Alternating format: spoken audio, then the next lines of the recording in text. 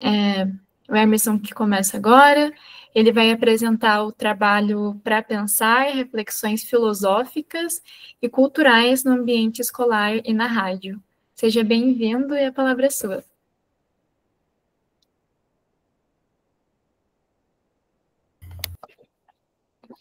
Pronto, vamos lá. E aí, gente, boa noite, beleza? Eu estava imaginando que eu seria o segundo, mas dá certo aqui. Mas vamos lá. Mais uma vez, boa noite, vamos começar.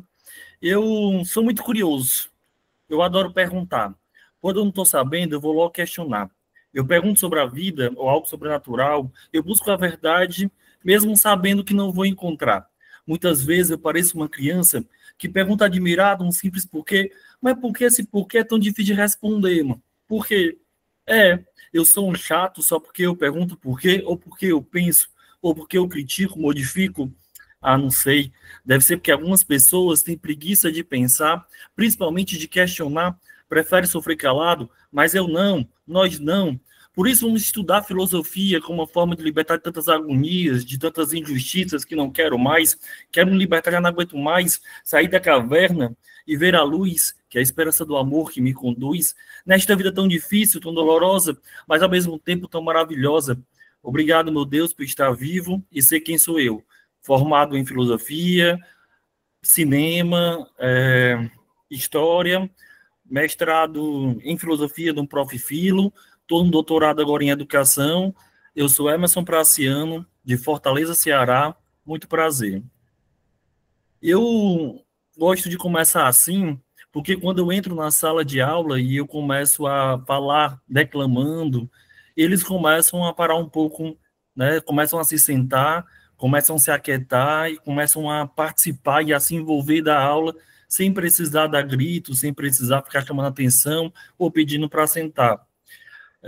Além disso, também eu trago uma caixa, muitas vezes, e é interessante porque é uma forma de incentivar a curiosidade, porque o para pensar não é apenas um texto que a gente traz em sala de aula para poder incentivar e ter uma moral da história. O para pensar é incentivar através da curiosidade, é incentivar através do perceber que a sociedade muitas vezes é como se fosse uma caixa. A própria escola também muitas vezes é como se fosse uma caixa. Como assim? Quando a gente está arrumando a nossa casa, por exemplo, e a gente está se ajeitando, ali, arrumando coisas da nossa casa, que muitas vezes a gente joga fora, mas tem coisas que não dá para jogar fora. É preciso a gente, muitas vezes, botar no porão. Só que nem todo mundo tem porão, né? Nem todo mundo tem um quartinho da bagunça, nem todo mundo tem um closet ali que pode botar as coisas ali também, né?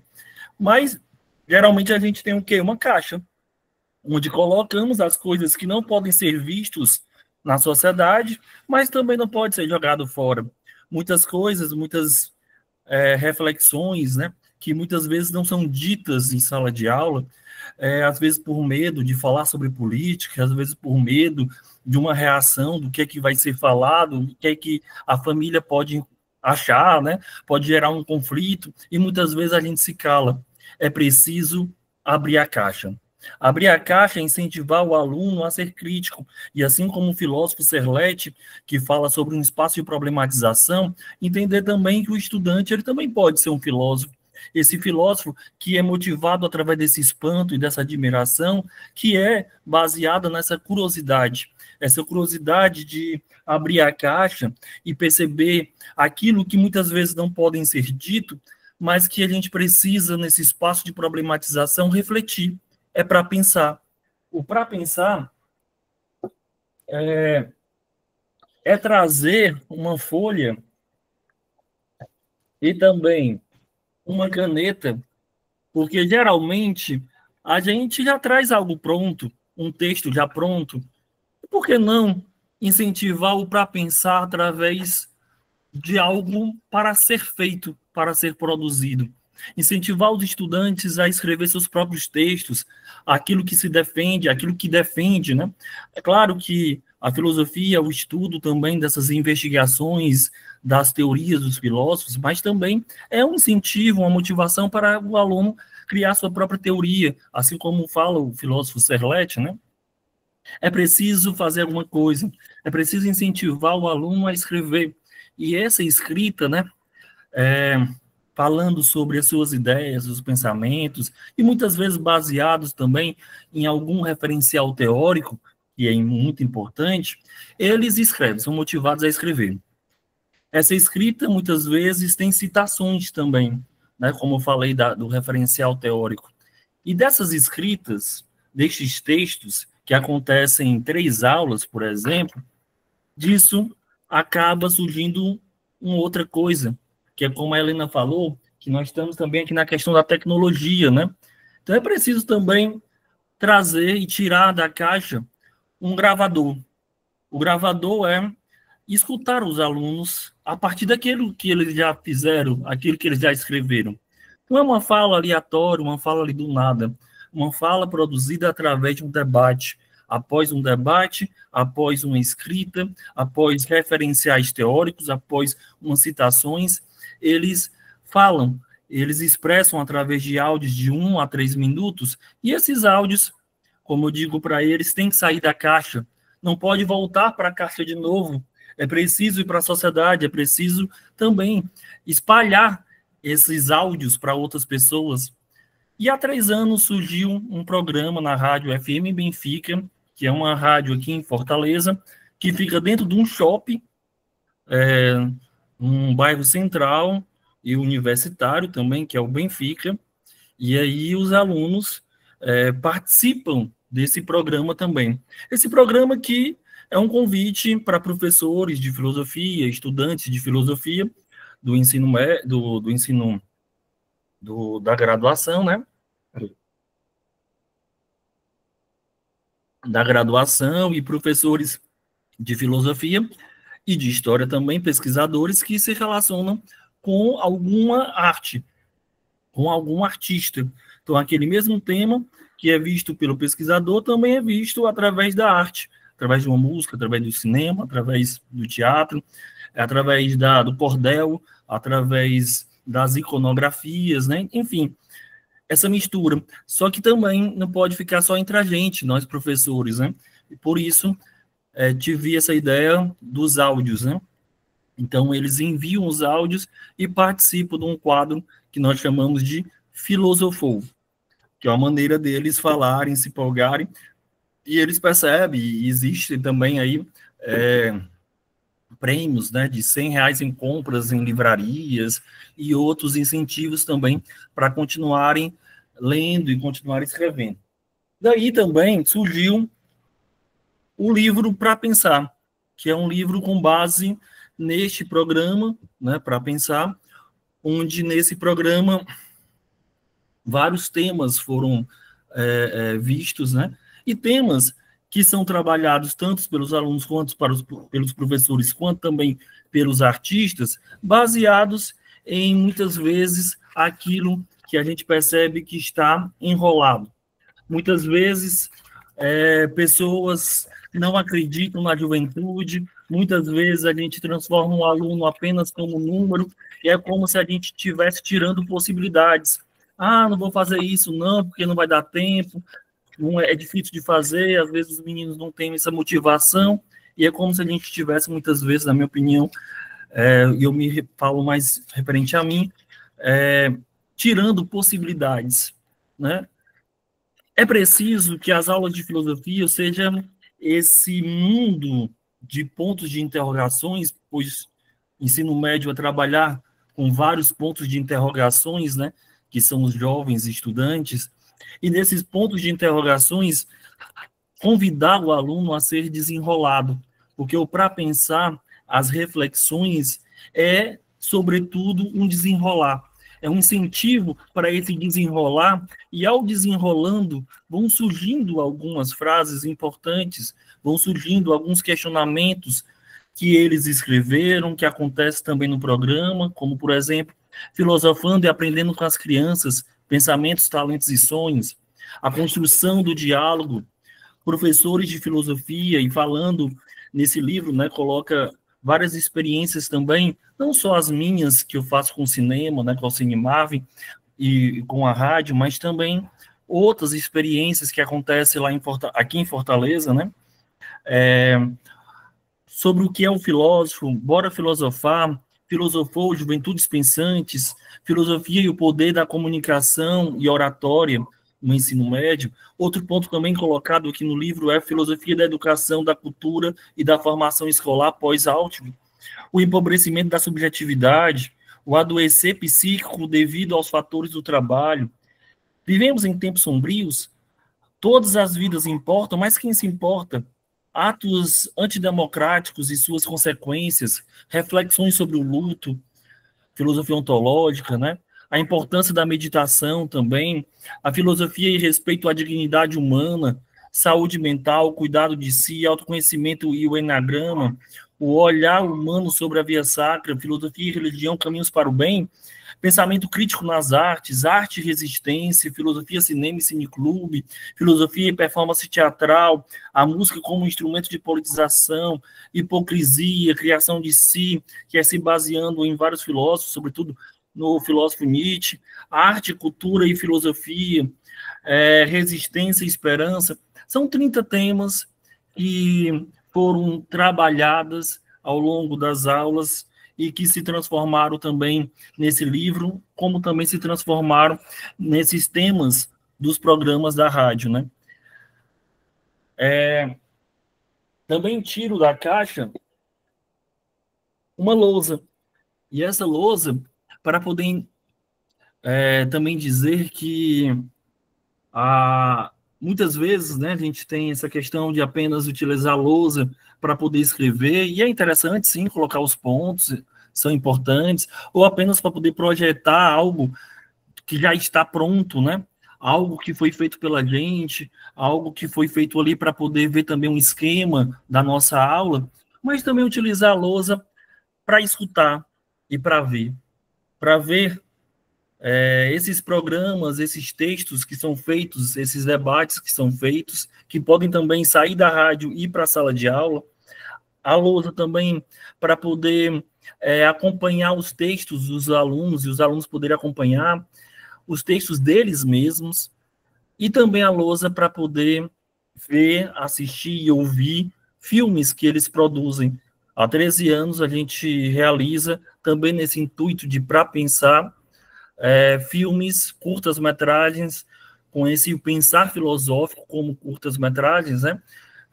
E esse Cinemavem acontece há 13 anos, onde esses alunos produzem curtas-metragens, que já são feitos mais de 60 curtas-metragens, mais de 3 mil estudantes já participaram, e exibimos no Cine Teatro São Luís, que é um cinema muito grande aqui, muito importante, histórico, e é interessante porque eles percebem também que não é só trazer uma tecnologia, mas também é ocupar equipamentos que trazem também tecnologias, né? Ir até o cinema também, não só levar o cinema para a escola, mas eles também teriam esse acesso, né?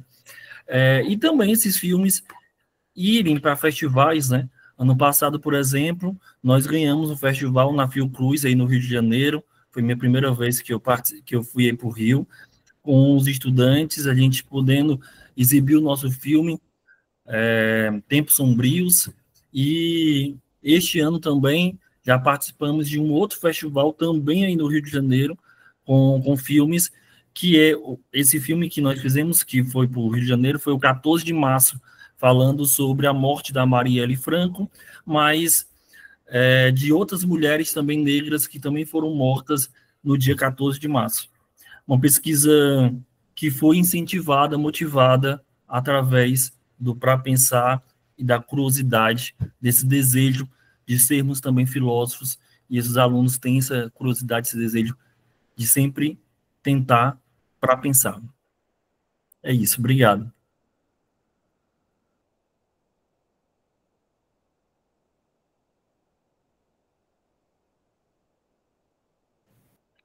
Parabéns, Emerson, pela apresentação. Como a gente está sem professor mediador até agora, eu tentei bolar aqui uma pergunta. Também convido os outros colegas, né, que estão assistindo a ter qualquer dúvida, questão. Esse é o momento para a gente conversar sobre a fala do Emerson.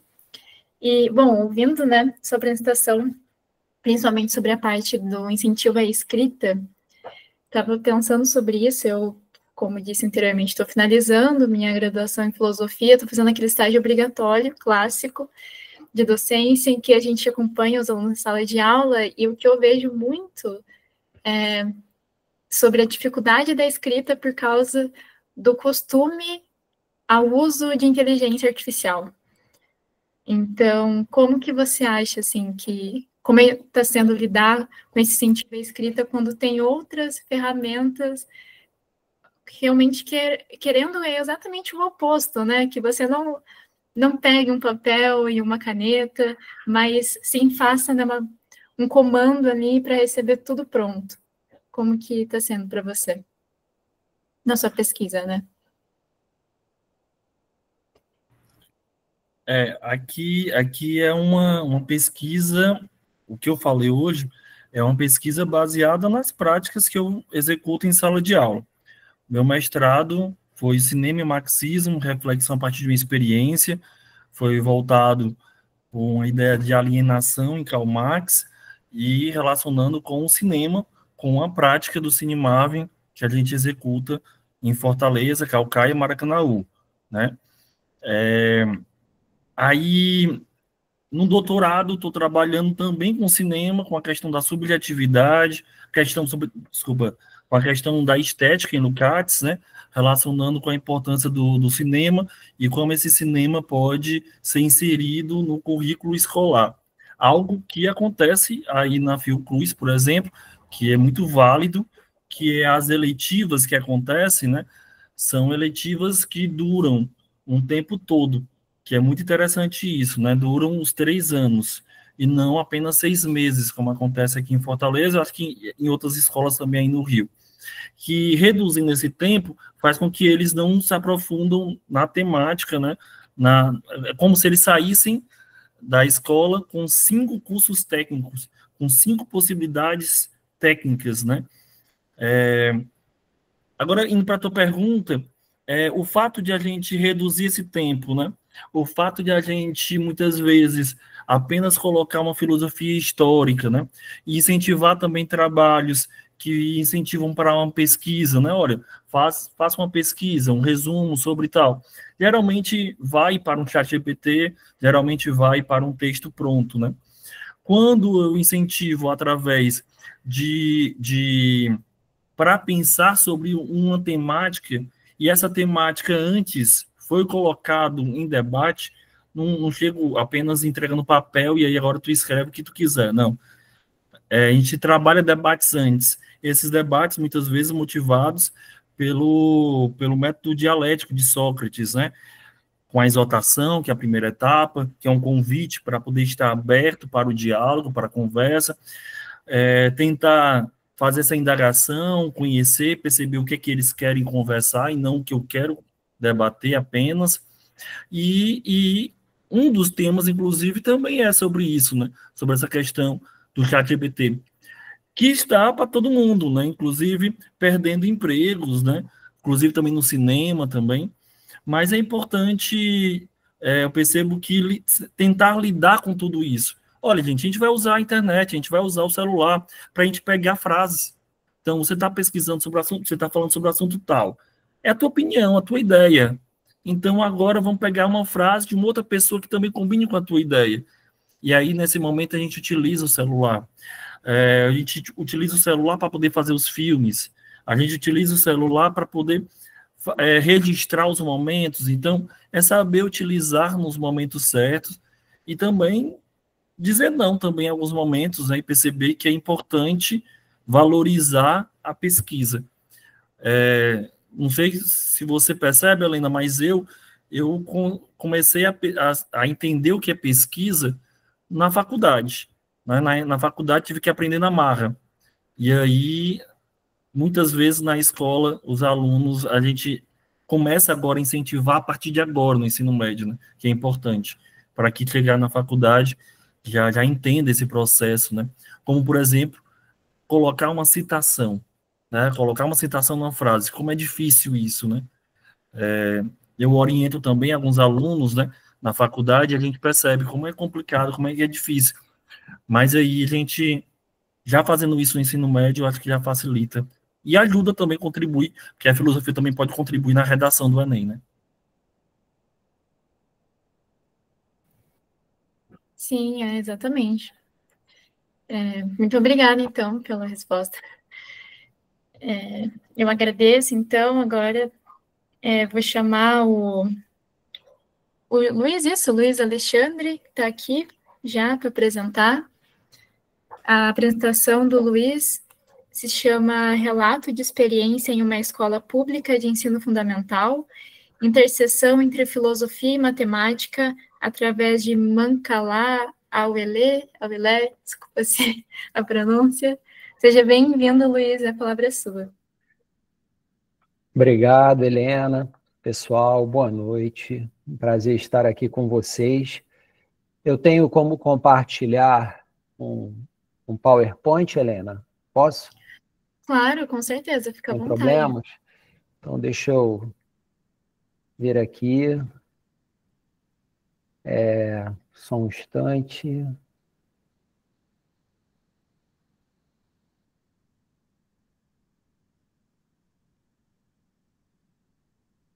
Deixa eu ver aqui.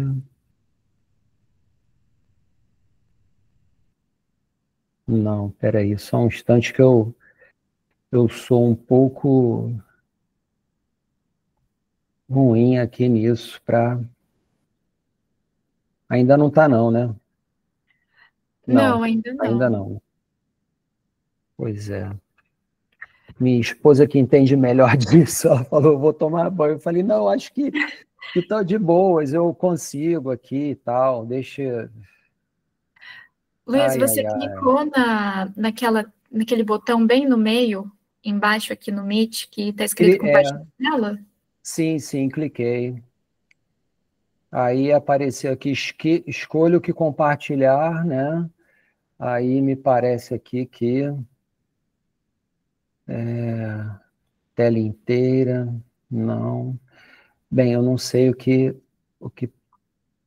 eu... Pode ser a tela inteira mesmo.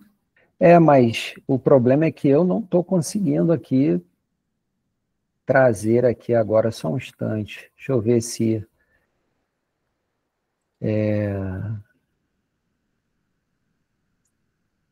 Com licença, Luiz. Pois A não, tela que amigo. você tem de compartilhar é uma tela do PowerPoint, é uma tela do Google? É uma tela do PowerPoint.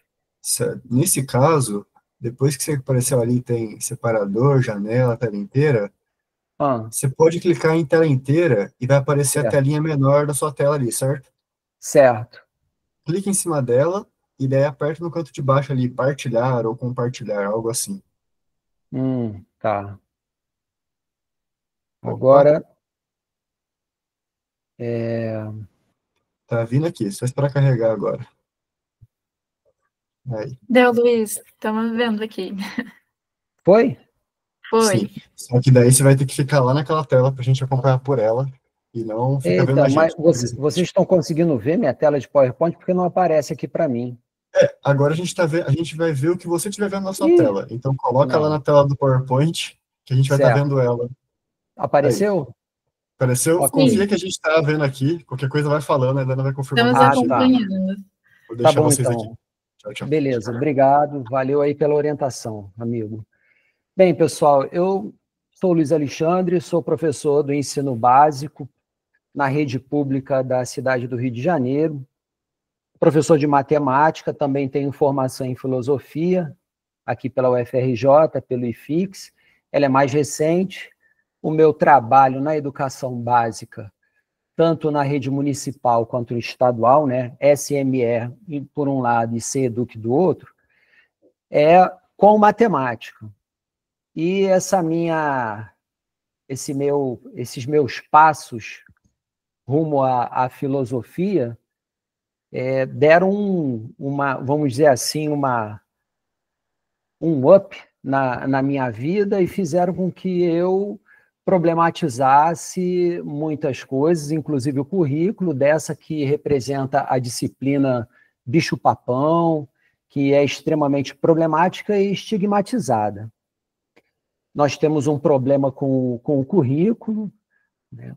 Ele é extremamente conteudista, a maneira como ele é trabalhada nas duas redes.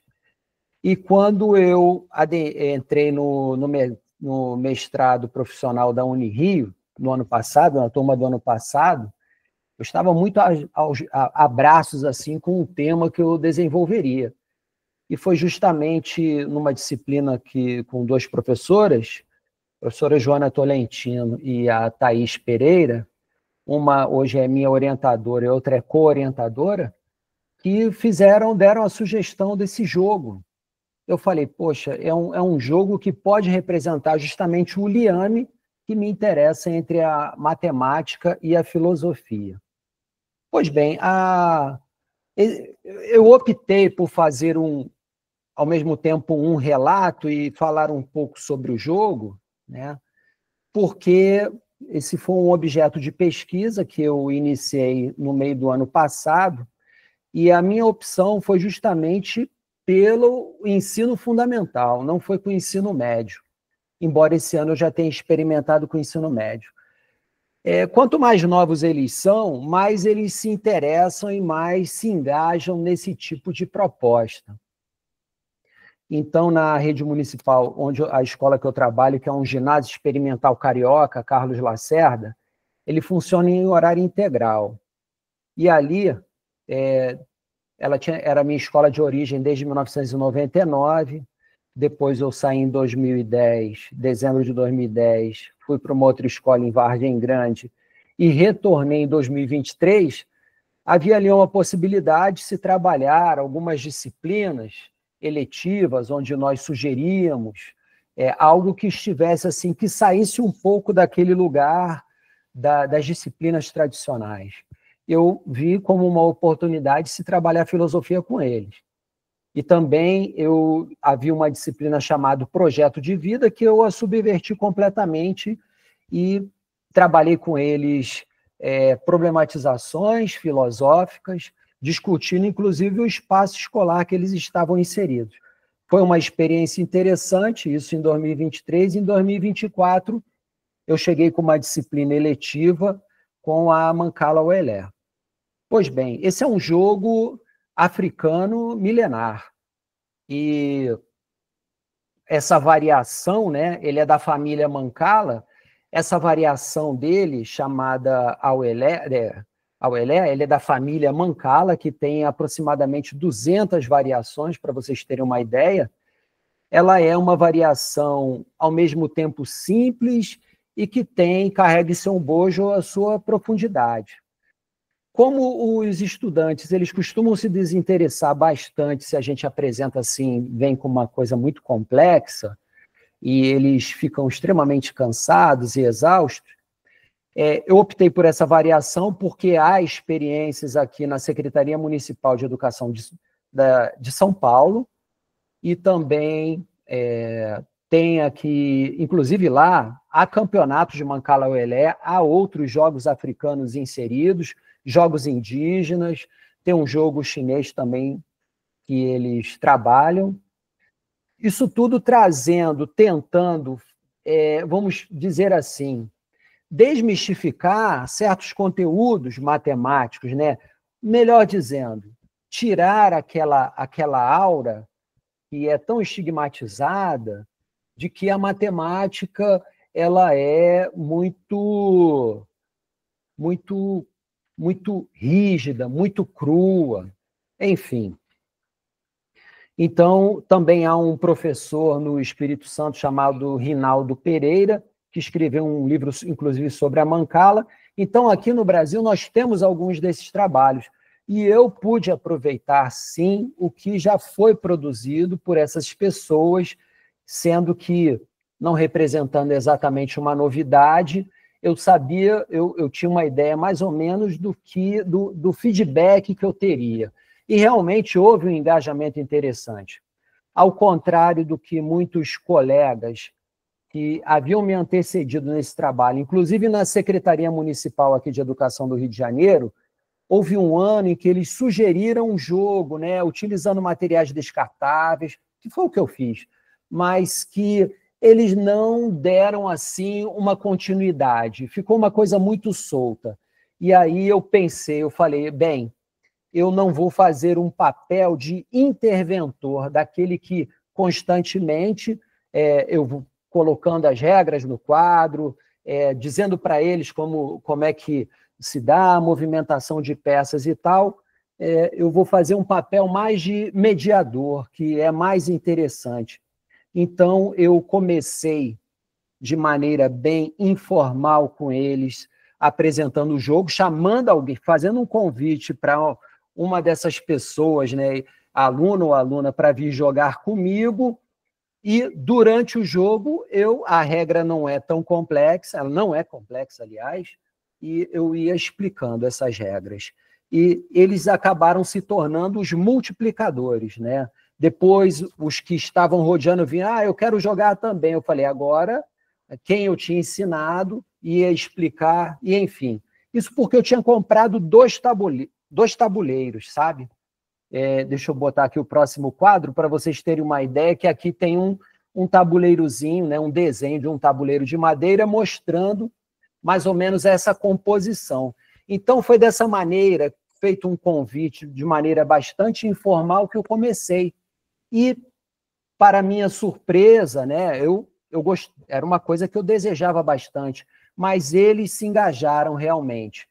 Mas, assim, eu não podia permitir que a coisa ficasse totalmente solta, né? Durante todo o tempo. Então, assim, durante algumas semanas, num período que eles terminavam os trabalhos, poxa, Luiz, posso pegar o tabuleiro de mancala para brincar aqui, jogar? Eu falei, pode sim, vamos lá. Depois disso, eu falei, olha, a gente vai precisar dar um tratamento formal a tudo isso para eu poder associar ou vincular a determinados temas da matemática. Ué, Luiz, mas aqui nós estamos fazendo operações simples. Eu falei, não somente. Há conteúdos aqui por trás que talvez vocês nem imaginem. Vocês estão praticando aí uma matemática intuitiva. E esse era meu intento, né? Essa foi justamente a minha provocação. Até que chegou um determinado momento, eu não tive um engajamento total numa turma de 33 alunos, tá? Vou logo adiantando isso. Mas, pelo menos, assim, eu acho que foram 27 ou 28, eu tenho anotado, 27 alunos, 27 estudantes, eles realmente se envolveram. E aí eu falei, olha, então agora chegou o momento da gente confeccionar. Vamos trazer alguns desses materiais, como caixas de ovos, né, de dúzias, por exemplo, alguns potes, seja potes usados de manteiga, de Danone, de iogurte, isso e aquilo, e eles levaram. E nós pudemos, assim, confeccionar, e aqui está, vocês podem ver que as sementes, pode ser semente de feijão, de grão de bico. Em alguns lugares isso é jogado com pedrinhas e até com conchas, sendo que é mais difícil, assim, talvez, de encontrar.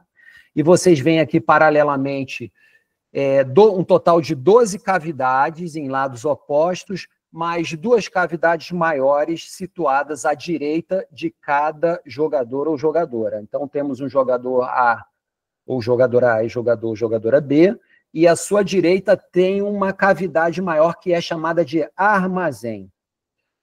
As 48 sementes são distribuídas igualmente pelas 12 cavidades e não nos armazéns, porque os armazéns servem para capturar as sementes durante as movimentações, isso é uma outra questão. E dentre esses objetivos, quem obtiver a metade mais um, que representa um total de 25 sementes ou mais, a partida se encerra. A gente não diz que representa um vencedor ou uma vencedora, porque esse jogo, dada a sua movimentação e a sua dinâmica, ele é extremamente cooperativo. Ele representa um modo de vida ancestral, de uma relação estrita com a terra, é um jogo corporal, né, por assim dizer, da relação do corpo com a terra. Por isso que eu, no meu título também, isso está na minha dissertação, que a gente lançou a Socapa, que há uma pedagogia que é uma pedagogia ancestral, uma pedagogia originária mesmo, que está em estrita ligação com a terra. Uma pedagogia ou um modo de fazer exemplar das coisas, né? Você faz assim, fazendo, e desde sempre. Nós sabemos que a forma como muitas das vezes nós aprendemos as coisas, seja cozinhando, as coisas assim mais cotidianas, a gente aprende vendo alguém fazer. Então, a partir disso, que eu, inclusive, experimentei no jogo, lançando as regras, dizendo como se fazia durante a própria partida. Foi uma experiência assim, interessante. Depois, com eles, nós colocamos até, posteriormente, as regras no quadro, eles foram pesquisando outras variações dentre essas regras que, assim, foi interessante. Um aspecto para se dar assim, durante a partida inicia normalmente dentro de uma tradição. Quem é a pessoa mais nova? Esses tabuleiros eles são divididos, né, entre as duas pessoas como norte e sul. A pessoa que escolhe o lado sul também pode começar a partida, ou isso se dá de outra maneira. As sementes, o jogo se dá da seguinte forma, escolhendo uma das 6 cavidades que se encontram do seu lado, você tira todas as sementes que estão ali e redistribui no sentido anti-horário, uma semente em cada casa sem pular, né? E sem colocar mais do que uma.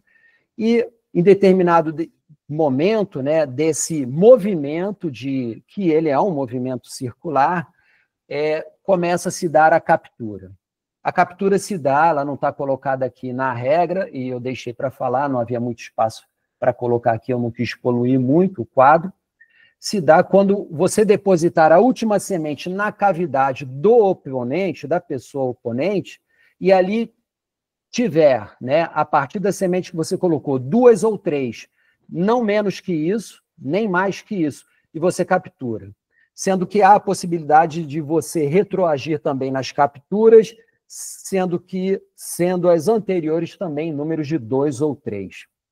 E aí, como eu já disse, a metade das sementes mais 1, a partida se encerra.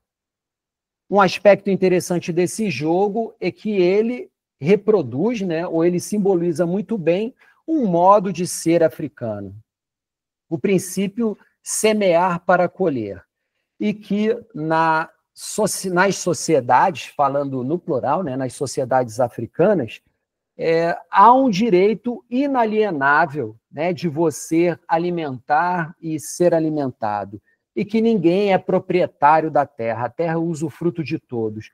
Esses são aspectos presentes no jogo que nós possibilitamos, através de uma pesquisa dos alunos, que eles se apresentassem depois esses aspectos culturais e cosmológicos presentes das culturas africanas nesse jogo, já que ele retrata, né? E isso nós fizemos isso no final do ano, foi uma culminância. Mais adiante eu tenho aqui eu vou mostrar depois, uma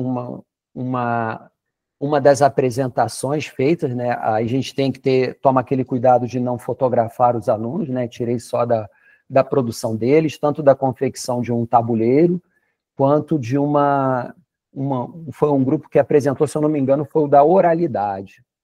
Aqui nós temos um tronco de árvore, né, com as cavidades feitas, e aqui pela mão dá para perceber que é uma pessoa idosa, a outra talvez nem tanto, e elas estão jogando, vendo que isso faz parte do cotidiano das muitas culturas africanas. Pois bem, historicamente, né, é um jogo que é reconhecido pelos seus vestígios arqueológicos, por ele estar esculpidos em pedra, lá nos templos de Mênfis, de Luxor também. E, então, não sabemos exatamente a origem desse jogo, se ele tinha vamos dizer, uma propensão ou uma intenção de ser algo divinatório ou oracular, vindo a se transformar como algo lúdico e pedagógico, né? Mas data de 7.000 anos, mais ou menos. Tá? Então, foi no Kemet, a região lá do Antigo Egito, como era chamado pelos africanos daquela região, cujo significado é terra das pessoas pretas. Então, ele é um jogo kemético, se é que nós podemos falar assim, uma das suas produções. Pois bem, eu vou passar aqui para um outro quadro, porque eu coloquei uma citação do professor lá da secretaria, professor, né, um educador de relevância, um intelectual de grande escopo, que é o professor Acácio de Almeida Santos, e ele sintetizou num acervo digital que a Secretaria Municipal de São Paulo, da cidade de São Paulo, disponibilizou, que eu acho, assim, assaz interessante, que ele diz assim, o jogo, né, acompanhando a leitura, o jogo se desenvolve de forma que as sementes sejam realmente divididas entre os jogadores. O espaço é demarcado por territórios distintos e separados, mas ele é de usufruto, destacando essa palavra, como propriedade coletiva, de um possuidor, que está entre aspas, que não pode quebrar a regra e impedir que o seu concorrente tenha acesso a ela, que é a terra.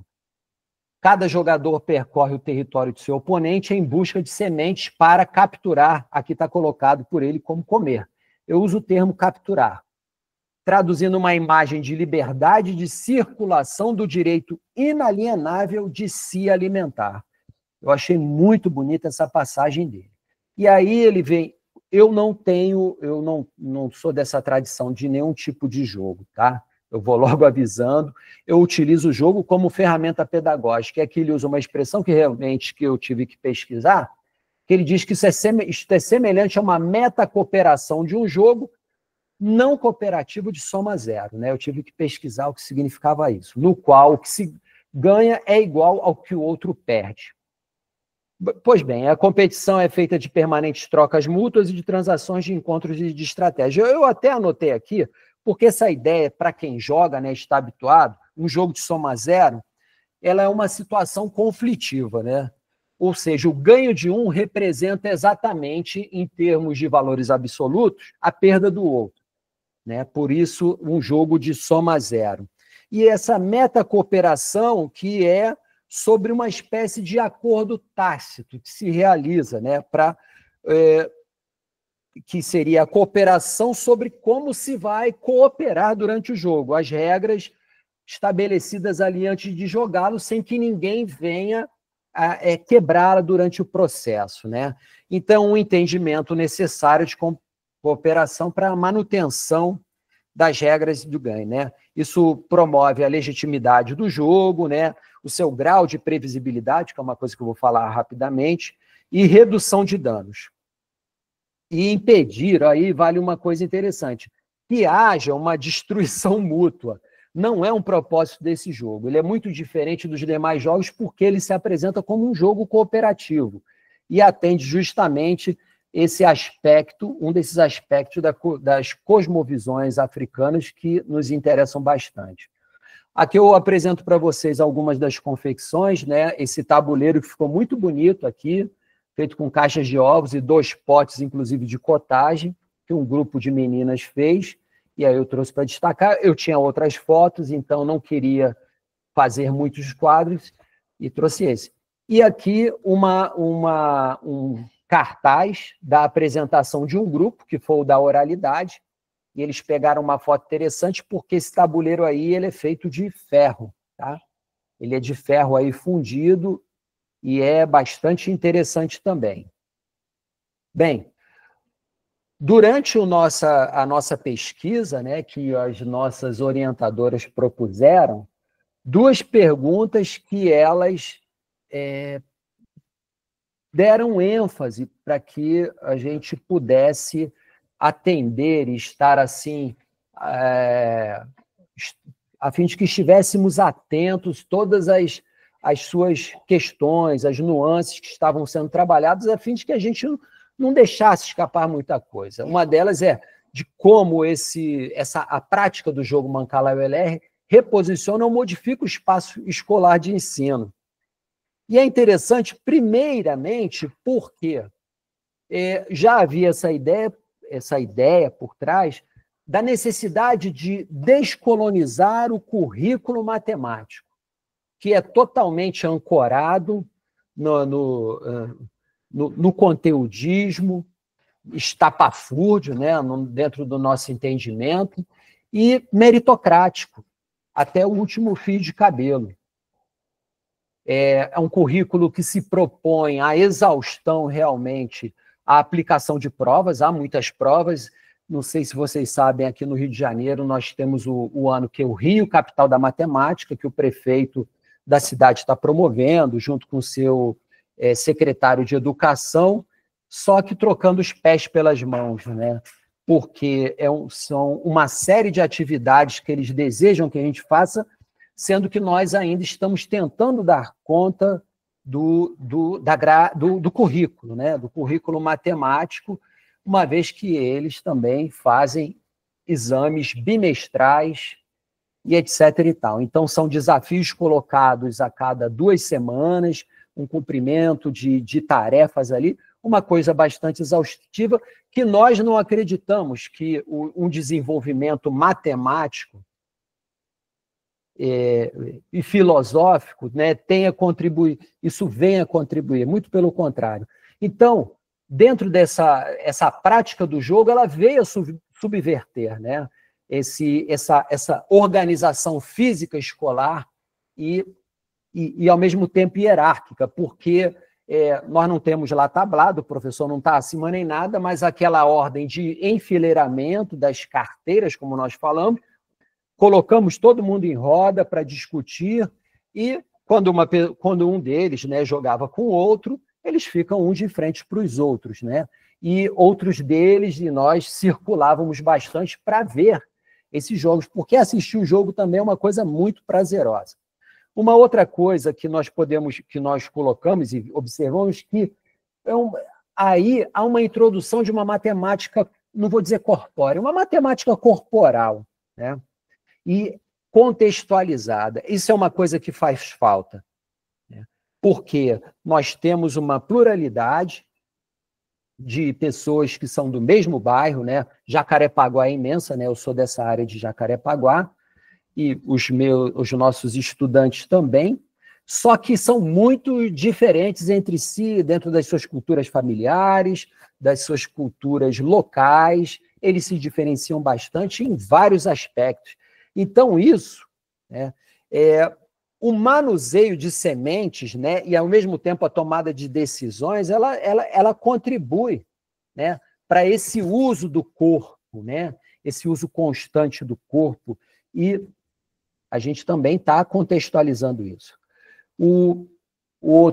Outra maneira desse reposicionamento a gente afrocentrou o conhecimento, né, dando conta, em parte, introduzindo esse jogo, do cumprimento das leis 10.639/03 e 11.645/08. A flexibilidade dos tempos. As pausas são importantes, ao invés daquele excesso de conteúdos vindo assim atropeladamente, fez com que a gente pausasse e fizesse reflexões. E, ao mesmo tempo, percebendo que é uma ferramenta pedagógica muito potente esse jogo, que colocou a ancestralidade como fonte do conhecimento, né? Um conhecimento válido e, ao mesmo tempo, sofisticado. Vale dizer que é uma tecnologia ancestral, tá? E aí nós transformamos a sala de aula numa encruzilhada de saberes, né? Onde nós lançamos mão de estratégias matemáticas, abordamos a história das culturas africanas, da África, das culturas africanas e afrodiaspóricas, afro-brasileira também, e das filosofias africanas, né? Bem, buscando ali, fazendo uma convergência de uma educação, né, ao mesmo tempo dialógica e descolonizadora. Agora, respondendo aqui a outra questão, que é como esse jogo se relaciona com a afrocentricidade, né? Primeiramente, a sua origem africana. né, que se situa no Kemet. Para eles, isso poxa, nós temos uma população, né, em Jacarepaguá de pessoas que são maioria são negras, né, são jovens negros, e que muitas das vezes eles mesmos não dão o valor devido e não se reconhecem como pessoas de valor, dada a sua cor e as suas culturas. Tá? Um outro aspecto aqui que esse jogo ele expressa os valores civilizatórios, né, como oralidade, cooperação, ancestralidade, comunitarismo e etc. E tal. Tecnologia, né, já que ancestral afrocentrada, já falei, eles vivenciam os saberes a partir de uma lógica não europeia, isso é um aspecto importante para a matemática, tá? E para a filosofia também, e que contribui, né, reforçando as suas identidades negras, né? E isso aí proporcionando uma epistemologia, de afrocentricidade, de reciprocidade, tá? Bem, pessoal, eu não sei se eu extrapolei o tempo, tá? Eu botei aqui esse símbolozinho da Sankofa, né? Que, para a gente saber para onde nós estamos indo, é importante saber de onde nós viemos. E aí, muito obrigado pela atenção. Deixa eu fechar aqui. É para ocultar aqui, ou Helena? Não, é ali em parar compartilhamento. Parar. Vi aqui. Obrigado. Eu passei do tempo, eu extrapolei, Helena? Me desculpe. Não, imagina, a gente está deixando, assim, 20 minutos, mas deixando até 30, já que tem poucas pessoas, então tá bem tranquilo aqui. Tá bom. Obrigada, viu, Luiz, pela apresentação. Parabéns. Obrigado a vocês pela atenção. Obrigado. Agora, então, abrindo para o debate sobre a fala do Luiz, a gente abre esse momento para as questões, se alguém quiser participar com algum comentário, algum apontamento.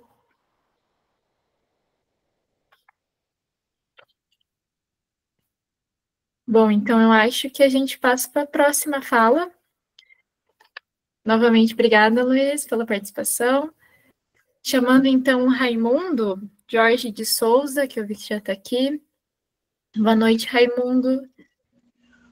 Olá, boa noite, professora Helena, boa noite a todos os colegas. Eu só justifico aqui a minha chegada um pouquinho posterior ao início, né, das atividades. E nós estamos aqui em uma agenda bem extensa essa semana. Eu faço parte aqui da equipe do NAI, né, Núcleo de Ações Inclusivas. E essa semana nós estamos celebrando a nível nacional a Semana Nacional, né, de conscientização pela inclusão da pessoa com deficiência intelectual e deficiência múltipla, né? Então, nós estamos aqui no município em uma etapa bem importante, que foi a ampliação das ações de educação especial em várias escolas onde não existiam, e a partir disso aí nós estamos com uma agenda extensa, né, durante esse ano letivo. Mas cheguei a tempo, né, estava com receio de não chegar, mas também não quis remarcar para outra data, porque vai ser a semana toda nessa correria. Mas aqui estou, né, quero agradecer pela atenção, a presença dos colegas, e trazer aqui uma experiência, né, e ao mesmo tempo também uma pesquisa em andamento, é uma pesquisação, é uma pesquisa prática, dentro do próprio espaço escolar onde eu atuo como professor de educação especial. Então, eu sou professor da Escola Municipal Joaquim Oliveira da Silva, que fica no interior de Casa Nova, aqui no norte da Bahia, e também faço parte da equipe de coordenação, né, do Núcleo de Apoio às Ações Inclusivas. O tema da pesquisa, né, que eu trago aqui, o ensino de filosofia na perspectiva da educação inclusiva, tecnologias que promovem a aprendizagem.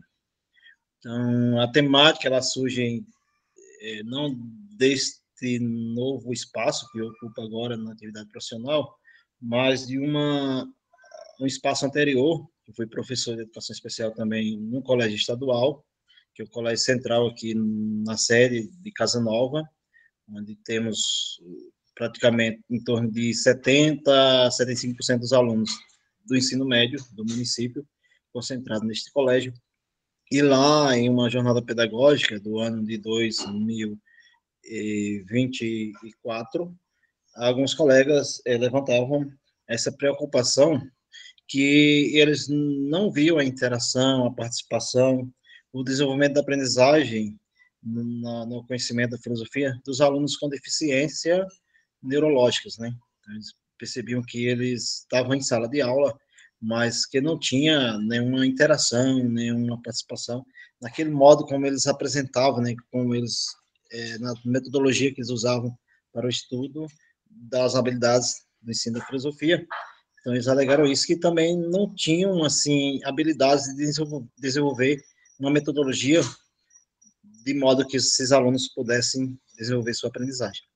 A partir daí, foi tipo de um leque, sim, foi um insight. Eu estava já começando uma pesquisa no mestrado, ainda não tinha bem fechado o tema, e naquele dia teve bem decidida aquela decisão mesmo de me encaminhar por esse mundo, né, de estudar a inclusão no ensino da filosofia.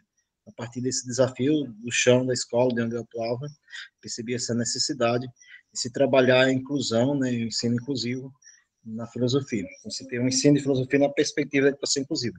E a partir daí, como desenvolver, né, como fazer, como implementar esse ensino que viesse realmente desenvolver a aprendizagem dos nossos alunos com deficiência intelectual, especificamente, né, e outras neurodiversidades, no aprendizado da filosofia. Lá mesmo na escola, temos alguns alunos já acompanhados, que eram público-alvo da educação especial, e, surpreendentemente, 2 alunas tinham, assim, um destaque nas apresentações, né, nos momentos lúdicos. Elas participavam da escola de música, escola de teatro, e, ao mesmo tempo, elas nos trouxeram, assim, algumas indicações, né, que eram um dos caminhos possíveis para promover esse ensino que despertasse, né, interesse do estudante por várias temáticas da filosofia. Então, nós promovemos alguns eventos, e neles tínhamos a presença dessas alunas, e entre outros, que através de teatro, né, e através da dança, desenvolvia temáticas, inclusive temáticas da inclusão, sobre a questão da educação adaptada, né, de respeito, de acolhimento da pessoa com deficiência. A gente trabalhou esses aspectos lá na escola, e também temáticas filosóficas, desenvolvendo uma reflexão, né, um conhecimento sobre os aspectos filosóficos da cidadania, do respeito, do valor ético, essas questões através do teatro, através da música.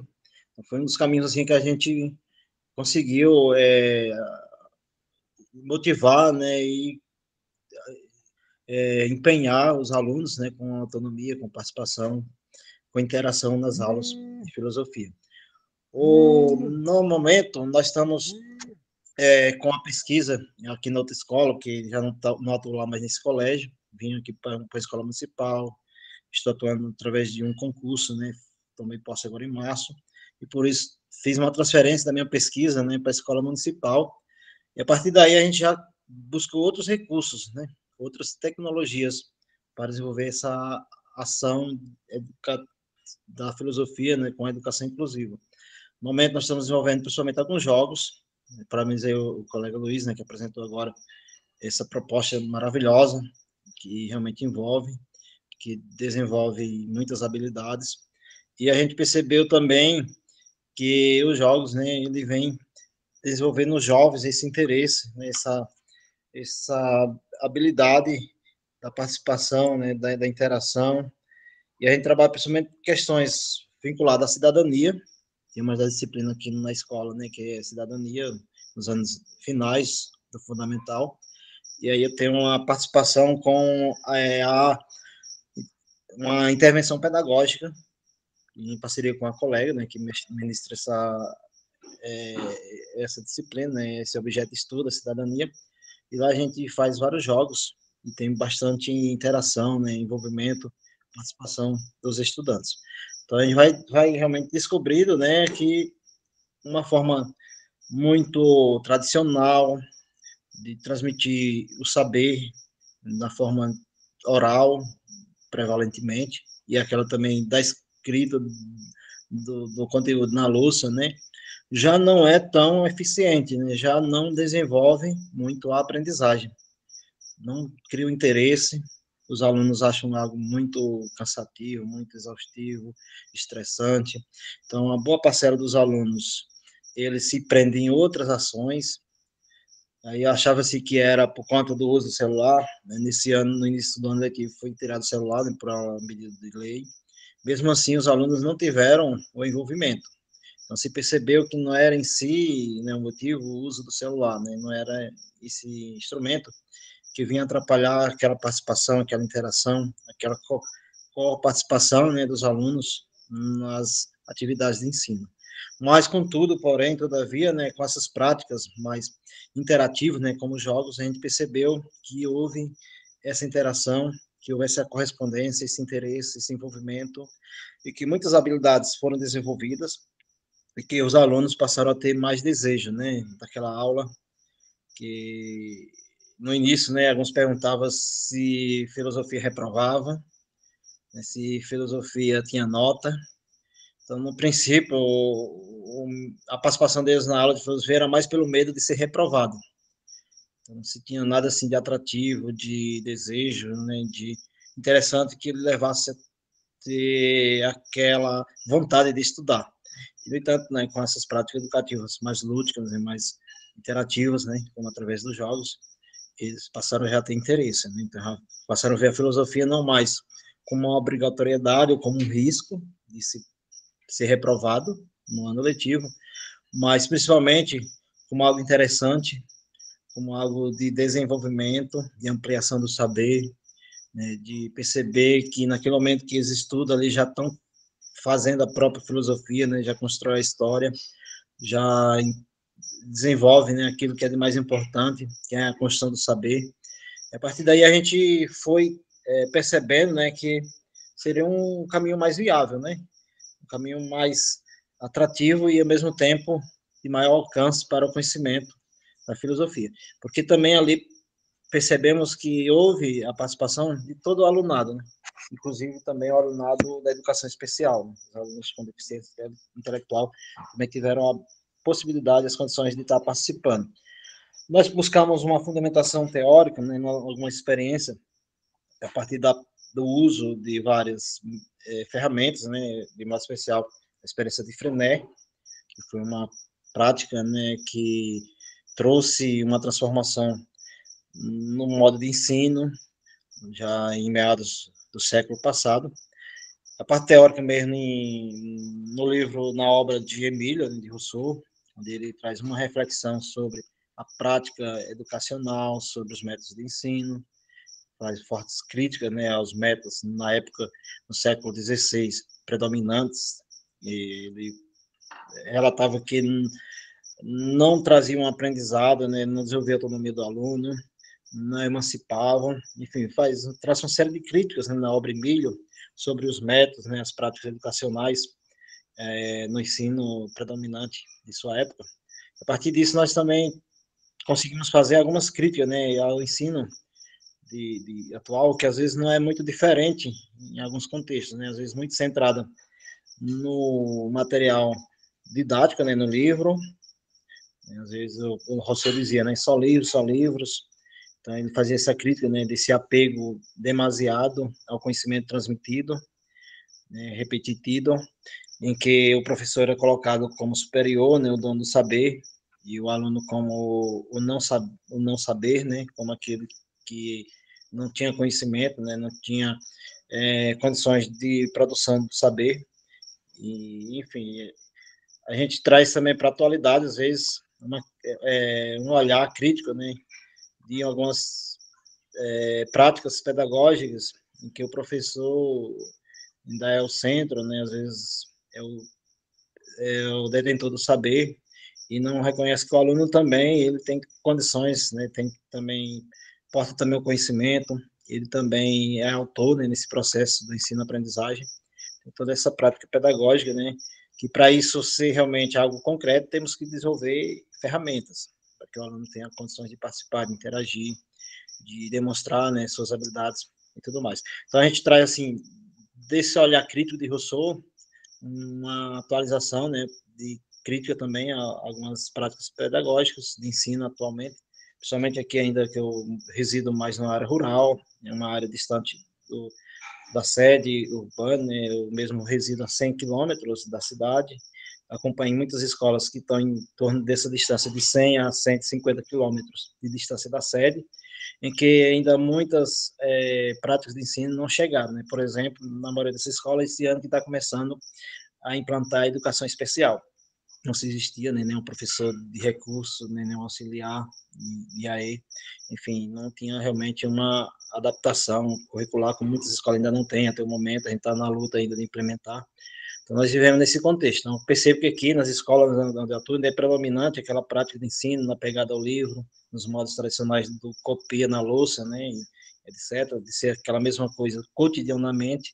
Então, a gente presencia isso nessa realidade, que foi a crítica que Rousseau fez, né, muito na sua época, que ainda é presente nos dias atuais. E, por outro lado, também vem apresentar essa proposta, essa experiência de Frenet como uma possibilidade de inovar esse ensino, de trazer novas tecnologias, de levar o aluno para além das quatro paredes da escola, de ter possibilidade de interagir no contexto da natureza, né, social, de ter uma experiência de relações, né, de ter várias outras interações com o contexto além das quatro paredes, né, do ambiente escolar, não ser só aquela prática permanente, cotidiana, né, do copiar, né, do memorizar aquele conteúdo, mas dele também produzir, né, construir o saber, ele ser também uma pessoa crítica, né, de ter as condições de aprender de forma interativa, né, de ser também praticamente um ser pensante, né, de ser até um filósofo, de ser um construtor do saber. Então, realmente percebe-se que há a necessidade de ter um rompimento. Aí a gente percebeu assim que encontramos algumas barreiras nesses aspectos, né? Tem algumas barreiras. É claro, algumas delas às vezes tem barreira física, né? Nossas escolas não têm um espaço adequado para isso. Nossas escolas não têm um espaço que possa ofertar uma atividade lúdica, interativa, não tem um espaço que a gente possa trabalhar algumas ações de projetos, então, são espaços muito limitados, né, mas nas paredes mesmo próprias, adequadas a esse ensino que prevalece.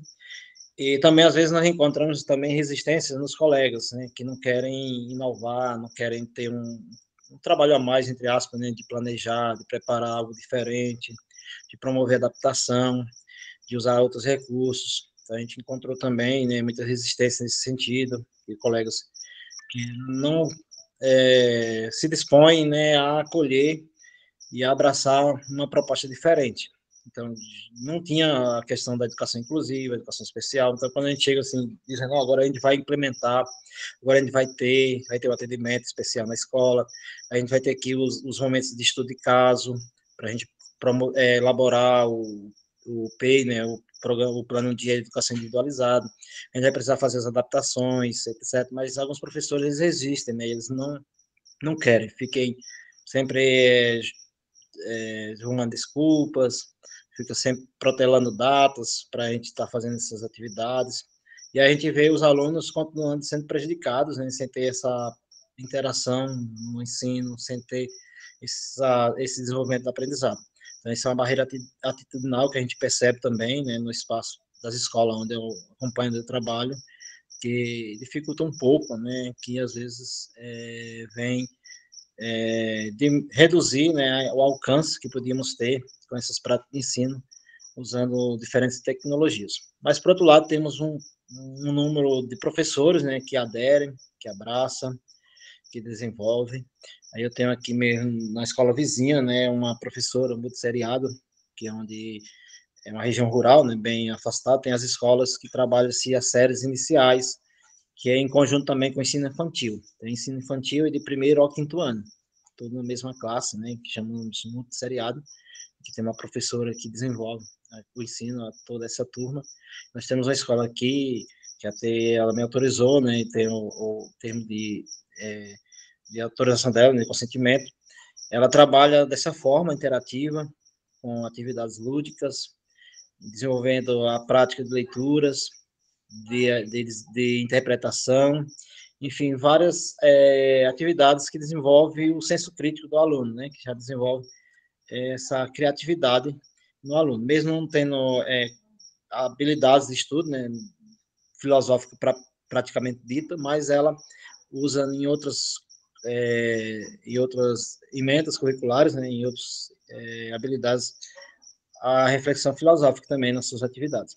Então, assim, é uma proposta e uma experiência, né, que traz o desenvolvimento. Por outro lado, a gente viu nessa turma que todos os alunos eles estão alfabetizados na idade certa, né, que é previsto no segundo ano, finalizando o segundo ano com a habilidade com o aluno alfabetizado, né, que lá a gente alcançou isso. Aí, por outro lado, a gente avaliou outras duas escolas, que não vou mencionar aqui, né, até mesmo porque não é colocado assim como exemplo, não mencionei diretamente o nome delas, já usa esse método tradicional, né, do copia no quadro, essa metodologia. Os alunos do quarto e quinto ano, a gente fez uma avaliação lá da turma, somente 20% dos alunos estão alfabetizados no quarto e no quinto ano. Então, a gente vê que um déficit gigantesco, né, da aprendizagem, que alunos do quarto e quinto ano ainda não são alfabetizados. Enquanto, por outro lado, na outra escola, 100% dos alunos finalizando o segundo ano estão já alfabetizados. A diferença no uso do método, né, da prática do ensino, da metodologia, que a professora usa os jogos, né, usa a atividade lúdica, usa a recreação na implementação, né, das várias habilidades do ensino, e isso já é um efeito muito significativo para o desenvolvimento da aprendizagem de todos os alunos na turma, inclusive os alunos que tem dois alunos que são público-alvo da educação especial, um deles com deficiência intelectual, mesmo assim ele está já alfabetizado na idade certa e também na série, né?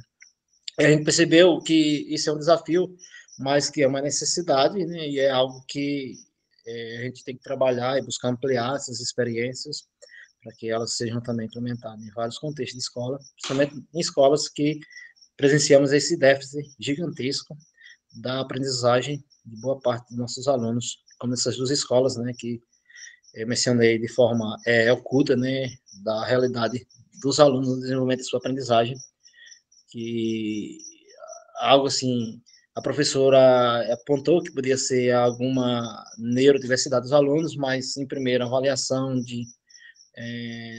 no âmbito da psicopedagogia, a gente já percebeu que não é de fato realmente um déficit de aprendizagem mesmo, por alguma falha na prática de ensino, né? Então, realmente, o que há de ser feito é essa mudança, a inovação, é algo diferente no modo da metodologia do ensino a esses alunos, para que eles possam desenvolver a aprendizagem, para que eles possam ser alfabetizados, que agora já é necessidade, a gente apontou para a coordenadora, né, do polo, para que seja feita uma intervenção pedagógica necessária, né, para aquelas duas turmas, que caso não sendo feito, eles vão chegar às séries finais do fundamental sem alfabetização.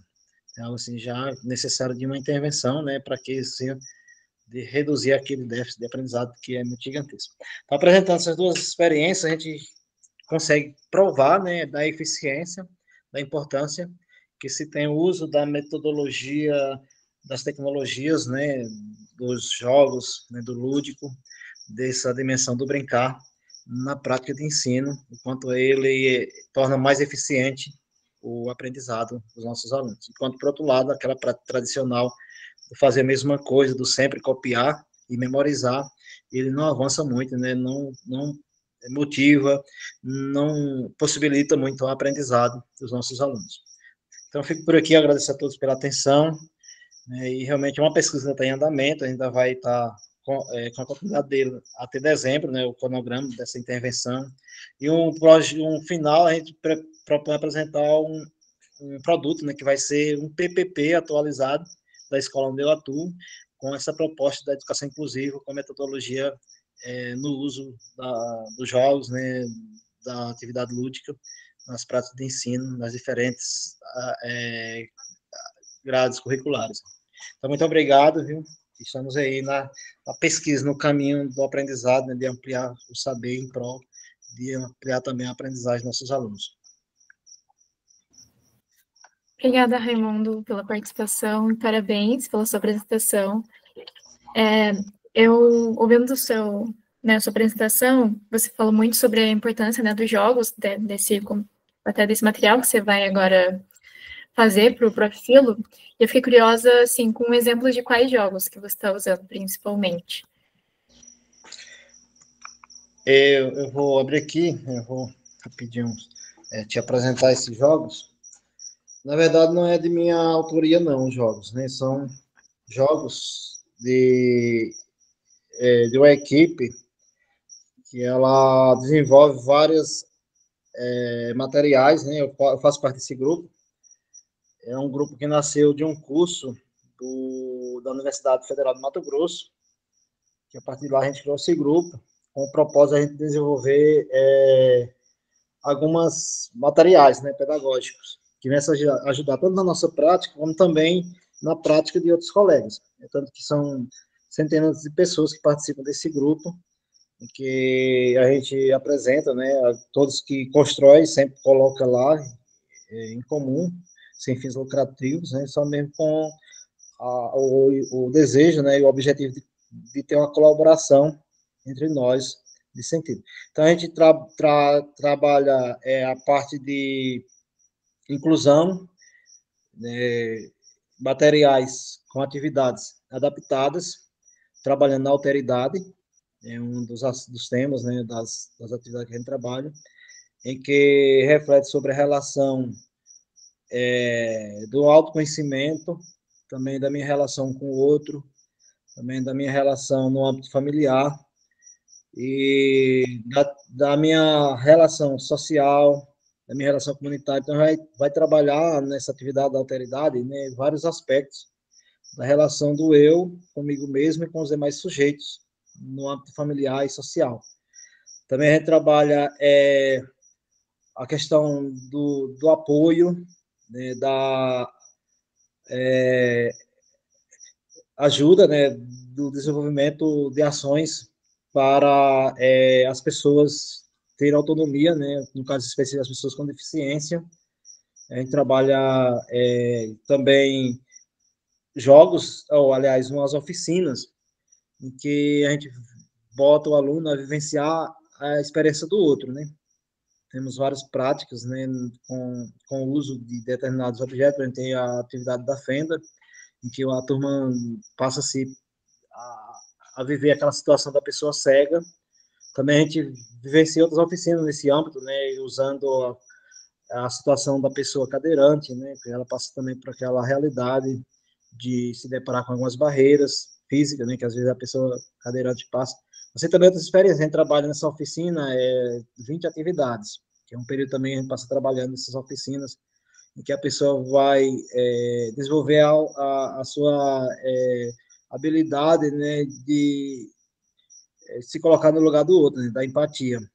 Depois também trabalha liberdade e cidadania, com algumas dinâmicas também. A gente usa a dinâmica dos balões, tem algumas dinâmicas de interpretação também, usando alguns dos filósofos, né, que vai tratar sobre essa dimensão da liberdade, né, o ser livre. E depois também a gente trabalha o teatro, é uma peça de teatro com uma temática no filósofo, né, algo bem resumido, bem já definindo alguns personagens, né, que será distribuído entre a turma. Depois a gente trabalha também com a cruzadinha, né, de encontrar palavras, relacionando o pensamento ao filósofo. Então, a gente trabalha uma série de atividades e que interage, né, que traz a participação de todos os alunos, sempre com filósofos mais atuais, né, com temáticas que tocam também o dia a dia da vida dos alunos. A gente trabalha também a questão da justiça, é uma das atividades que a gente faz, em que a gente desenvolve no aluno um pouco o sentimento, né, do sofrimento do outro, dele visualizar algumas realidades de injustiça que às vezes passam algumas pessoas ou outros seres da natureza. Tem trabalhos também, né, para desenvolver neles a empatia. Então, assim, são uma série de atividades que a gente vai desenvolver. A gente usa alguns filósofos, né, de modo especial Rousseau, Descartes, Rumi, né, esses autores que são bastante refletidos, né, em várias ciências, né, entrar um pouco o pensamento deles, né, a reflexão deles para a atualidade, nessas atividades com os alunos. A gente também desenvolve alguma atividade de raciocínio lógico, né, trabalhando na interdisciplinaridade, né, de alguns filósofos, trabalhando na matemática, a própria história, né, educação física, e, é claro, a centralidade é na temática da filosofia, sempre com alguma atividade, né, algum raciocínio em uma temática filosófica. Entra Michel Foucault, são uma série de autores, né, que a gente vai refletir. Também a gente fala sobre a diversidade, né, uma das temas que a gente trabalha é a questão dos direitos da mulher, também da questão do racismo também, né, a gente traz uma atividade também sobre essa temática. Então, no total, são uma série de 30 temáticas que a gente desenvolve 3 delas em cada aula. A proposta de ser desenvolvida em 10 aulas, né, já iniciamos agora, e a proposta de encerrar até o final do ano letivo. Essas práticas de atividades lúdicas, né, interativas, com o desenvolvimento de diferentes atividades. Então, em cada uma dessas aulas é uma atividade diferenciada, para que também não se crie aquela rotina que venha se tornar cansativo, né, os alunos não ter aquela curiosidade, né, e quando o aluno já sabe o que é que vai ter, ele já não tem curiosidade. Mas quando ele sabe que é algo inovador, que é algo diferente, ele já chega na aula já com curiosidade, já com interesse, já com aquela expectativa. É isso que a gente tentou também criar nos alunos, cada uma aula é uma ação diferente, né, uma atividade diferente, é um jogo diferente, né? Bem legal, Raimundo. Parabéns pelo trabalho. Obrigado. Parabéns, então, a todos que participaram. Foi muito produtivo hoje aqui, várias formas diferentes, né, dessa maneira didática, de dar para a sala de aula. Como realmente teve mais faltas, não tem mais ninguém para apresentar, a gente já pode ir finalizando hoje essa sala. Eu agradeço a presença de todos. Muito obrigada e parabéns. Tchau, tchau, gente. Até mais. Tchau, Helena. Muito obrigado também a todos os colegas. Tchau, parabéns, galera. Parabéns, Helena, também pela condução. Um abraço. Prazer conhecer vocês. Obrigado, Helena, pessoal. Um abraço e uma boa noite. Boa noite.